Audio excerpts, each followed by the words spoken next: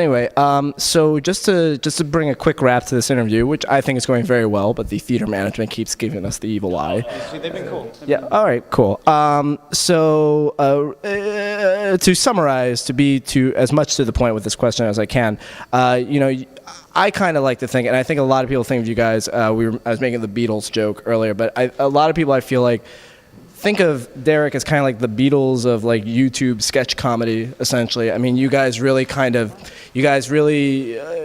really seems like from the outside, it's like you had a really great idea, you were in the right place at the right time, and you just hit it really hard and just made it big. And what's really made your comedy distinct is the production value and the fact that there's a good strong work ethic and strong material.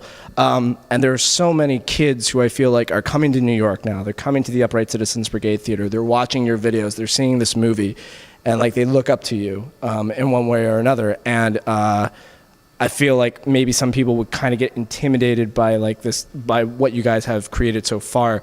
So in something of a real moment of this interview, do you guys have any advice to any aspiring sketch comedians right now, or comedians of any kind of variety? I think the advice that we most often give with questions like that, or just kind of stuff like that whenever we're asked, is just that you learn by doing. I think a lot of people kind of seek advice on all right, but what's the secret to making the good video, or what's the secret to doing whatever you're trying to do well? And I think it's really just secret is doing a lot. We'd put up a lot of sketches when we were a sketch group in college, and giving a huge shit about what you do, even if it doesn't seem important in the large scheme of things. You have a monthly sketch show and just caring so much about it, even though it's just for 30 kids in a multi-purpose room at NYU, you're still this is super important to us because this is what we have and this is all we have. And and I also think just being ambitious in the way we always had our eye towards making more ambitious sketch videos, once we'd shot a handful of sketch videos, we tried to make them they get more and more cinematic and more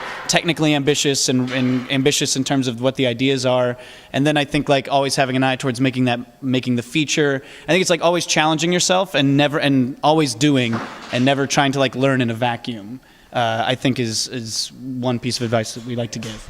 For the sky. The thing that you bring up though that I find kind of interesting, the idea that that now there's just kind of this totally crowded marketplace of people coming and wanting to do sketch comedy and all that stuff, and and that we had this right place right time thing. When we were in film school, and none of that kind of had happened yet, we really felt the opposite, that same way about the people before us. I felt, because it was kind of digital video had just kind of become a thing, and they're just kind of yeah, man, it's it used to be digital video wasn't really a thing, but it's now everybody has a camera and everybody's got a video camera, and it felt how do you get to be Tarantino, or how do you get to be these it felt like those guys really did have this right place, right time, opportunity. And now I felt when I was in film school, man, just every kid has a camera now, because I was a kid in high school with a camera, and it was just how do you ever get out there? And the internet came along and YouTube, and I would have never been able to envision that, but yeah. I did. I kept making shit. As Dom, it was just totally Dom's point. We made shit in a vacuum, started putting up, and then. But I think too, it's also it's making stuff for us. It was always important that we could make things that we could pull off. So we never we have an idea that has an invisible elephant and then a visible elephant, but we could never do that. So we put that one on the back burner for now. Someday the investment. It's easy to talk yourself out of ideas like that, because you go oh, we can't. Instead of trying to tweak your idea to be something that you can accomplish or can do, or just moving on and doing another idea, it can be very easy to be well, we would shoot this video, but I guess it'll be a year before we can get a thing, and it's you have to do, yeah. Best. If you want to be the best, you'll find a way to be the best. A lot of people say oh, is that there's this window when great things could be, or there was this window, that guy just did it at the right time, that it's the window. And every time is the right time to do something. It's just Lil Wayne right now is going, it's just everybody listens to Lil Wayne. It's just it's a big thing. There are more wannabe rappers out now than any other time. And you can listen to crappy music at any, but the cream rises to the top. It's just when Mariah Carey was really big, you were well, there's gonna be no Rihanna.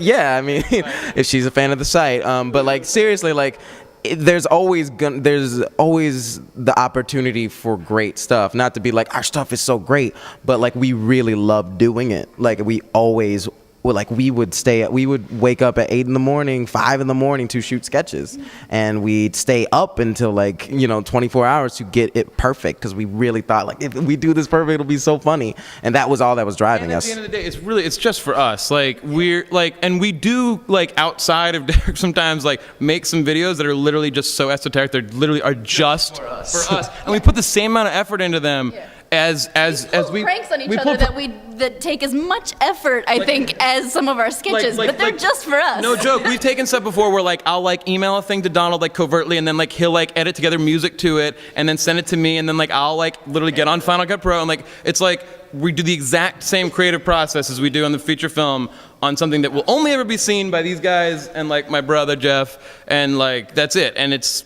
you know, you have to like just love to do stupid shit like that. Kind of a piece of advice that I think it might have been in his Inside the Actors Studio thing or whatever, but like Dave Chappelle gave in something where he was like, you got to dance like no one's watching. Like you have to like, of course we're doing it for an audience and we want people to enjoy and we want people to laugh, but at the end of the day you have to do it, like you have to dance like no one's watching in order for people to enjoy it. I feel like you have to really make it as if you're making it for yourself and you're making it for you and your friends and everything like that. And to speak to what Donald was saying earlier, it's like, and I think that is kind of why like a network wouldn't necessarily, other than just the standards and practices thing, pay to have somebody jerk off to a bowl of fruit, probably because when you start to think about like, would anyone find that enjoyable? They probably wouldn't, but we thought it enjoyable, Because so now it's out in the world, and hopefully people do. We found it fun. I don't know. Cool. Well, Derrick, thank you so much. Maggie, Dan, Donald, Dominic, totally. apiary.org. This is Derrick Comedy. Go check out the Mystery Team. It's playing for the rest of the weekend here at Quad Cinemas. And you guys have a second week run here as well, correct? It's playing at least through Thursday. And then, hopefully it'll be extended, but we'll be at screenings all throughout the week. Come join Sword Club, which is if you come 2 times, we'll induct you. We'll give you a sword. You'll be on the DVD with your name. It's gonna be great. DC will actually be here to do all that. He'll give you puns, and if you come a 3rd time, there's a dinosaur that he'll give you, and he'll make it dance. It's not a joke. No, it's a very serious thing. Yes. It's not a joke at all. He will make it dance. There is a dino, though. You guys get it, right? There's a dino. It's a joke, but there's a dino. There's a It's dino. just falling apart at the end, huh? All right. Come 3 times, there's a dino. Liana, if you're watching. All right, internet denizens of the world, you've heard it. If you're in New York City or if you're around the area, go check out Mystery Team. You have until Thursday. Demand it on Eventful. Yeah. Do these folks a favor and keep them working. I'm Matt Freed, Apiary, Derrick Comedy. Thank you so much. Thanks, guys. Thank you. Thank you.